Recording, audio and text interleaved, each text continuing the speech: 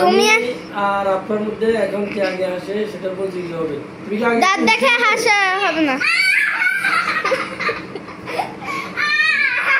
আপনার একটু হেসে নিচ্ছে। তুমি হাসবে না?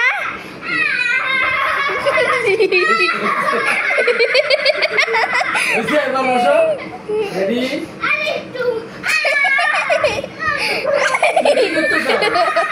তুমি কি করতেছো? আগে একটু হেসে নিচ্ছ?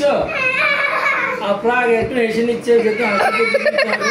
আসো এবার আসো আসো পুশ দাও শেষ হোক পুশ দাও বলবো 1 2 3 বলবে আপু 1 2 3 স্টার্ট। বাবাকে দেখাও কি দেখাবে।